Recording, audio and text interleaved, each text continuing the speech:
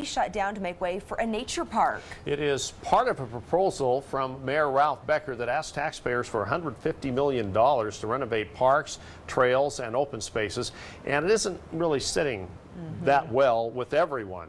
We have Jeremy Harris. He talked to a group of Frisbee golfers, and Jeremy, they say they just want their course left alone. That's right, Ron, and the fate of that course might rest here in the hands of the Salt Lake City Council. It was just about a month ago that Mayor Ralph Becker proposed a $150 million plan to improve the city's parks, and part of that called for a nature park that could put this disc golf course in jeopardy. Do you want to throw from here? It's a nice open park. It's got beautiful terrain to walk over. A plan to improve Salt Lake City parks is not considered an improvement at all for some local disc golfers. I think they should leave the disc golf course here. It's a great course. It's already paid for. It's very low maintenance. This disc course in Rose Park was adapted from part of the old par 3 golf course less than a year ago. But now with the proposed $150 million bond for parks, open spaces, and trails, this course could be replaced by what the city calls a nature park. And the nature park project was looked at is to really respond to what we heard in the public engagement process. Part of the proposed $24 million nature park calls for construction of a 4,000 square foot nature center with classrooms and offices. On this side of 10th North is the disc golf course where they want to put the 2-story nature center.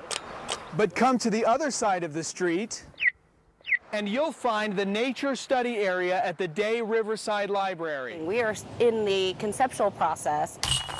The Frisbee golfers say they can't understand it. There's nature all around us.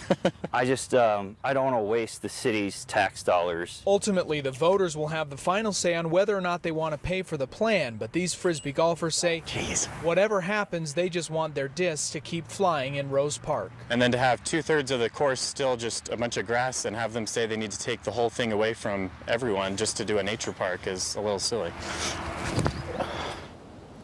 Now today we talked to both the mayor's office and the Salt Lake City Council, who tell us that this plan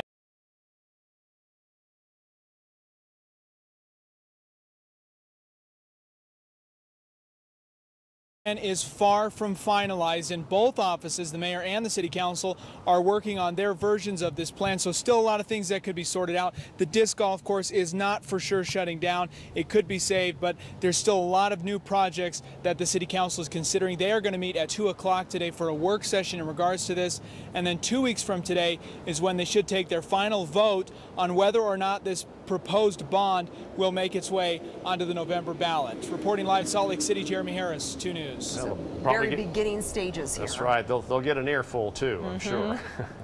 All right. Thanks, Jeremy. The federal government